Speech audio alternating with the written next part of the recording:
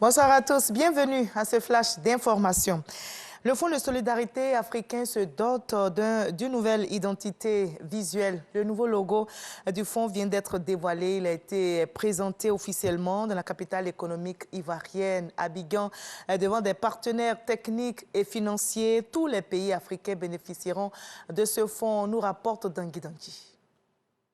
Après avoir rencontré les autorités et le secteur privé ivoirien avec lequel elle a désormais des accords cadres de coopération, la délégation du Fonds de solidarité africain a signé la fin de sa mission sur les bords de la lagune ébriée par la présentation officielle de sa nouvelle identité visuelle. Nous avons pensé qu'il faut voir le logo, le slogan, la charte graphique du Fonds de solidarité africain pour que ça soit contemporain, pour que ça corresponde à l'ambition du FSA aujourd'hui, que ça corresponde aussi aux objectifs qui nous ont été assignés par les États membres. Cette nouvelle identité visuelle inaugure de nouveaux objectifs et défis que se lance cette institution financière. Nos défis, c'est d'abord renforcer nos interventions dans les États membres, en particulier les pays qui sont en paix, qui sont en sécurité et qui ont un potentiel économique qui ne demande qu'à être révélé, comme la Côte d'Ivoire. Un autre défi, c'est l'adhésion de tous les États africains au Fonds de solidarité africain. Le Fonds de solidarité africain existe depuis 40 ans. 14 États africains sont actionnaires de cette institution financière multilatérale dotée d'un capital de 150 milliards de francs CFA.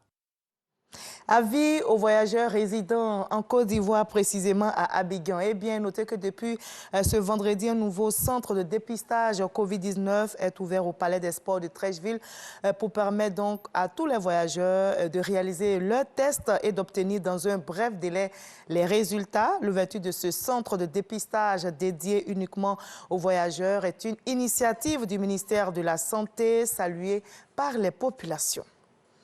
Le dossier VDC de ce 20h nous mènera dans la région de la Maraoué où les populations sont au front contre la pauvreté. On retrousse les manches avec le projet avec, entendez, associations villageoises d'épargne et de crédit. Ce sont des groupements au sein desquels les adhérents épargnent avec possibilité d'accéder au crédit. Et le but est de leur permettre d'initier, de développer une activité génératrice de revenus. Le projet avec fait sensation déjà et les retombées sont palpables du côté de Bois-Fléc avec un projet donc pour l'autonomisation. Ce sera le dossier à voir ce soir à 20h. Il est signé Eugène Atoubi. Et le Mali, en deuil, a rendu un dernier hommage à l'ancien président Ibrahim Boubacar Keïta, décédé le 16 janvier dernier. IBK a été inhumé aujourd'hui à l'issue de la cérémonie d'hommage que vous voyez sur ces images. Il a été inhumé dans la stricte intimité familiale. Les autorités de transition ont décrété un deuil national de 3 jours qui a débuté ce vendredi, jour des obsèques de l'ancien président malien. IBK, décédé donc dimanche dernier à son domicile à Bamako, a dirigé le Mali à partir de 2013. Il aura passé 7 ans à la tête du pays et il a été évincé du pouvoir par un coup d'État militaire en août 2020. À Madagascar, on déplore 11 morts, un peu plus de 23 000 sinistrés et 9 000 déplacés. C'est le bilan provisoire des fortes pluies qui s'abattent sur la capitale, Antananarive et ses alentours depuis lundi soir. Plusieurs quartiers de la capitale malgache sont encore envahis par des eaux stagnantes. Les places manquent dans les 26 centres d'hébergement ouverts pour accueillir les sinistrés alors que les pluies vont continuer les prochains jours selon la direction de la météorologie. Et c'est le dernier jour de campagne ce vendredi 21 janvier au Sénégal avant les élections municipales et départementales de dimanche prochain.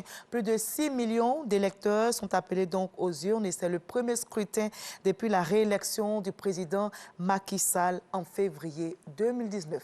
Allez, c'est ici que l'on s'arrête pour ce Flash Info. Juste après, suivez l'info régionale pour voir toutes les nouvelles de nos régions ici en Côte d'Ivoire. Et moi, je vous retrouve avec plaisir à 20h à tout à l'heure.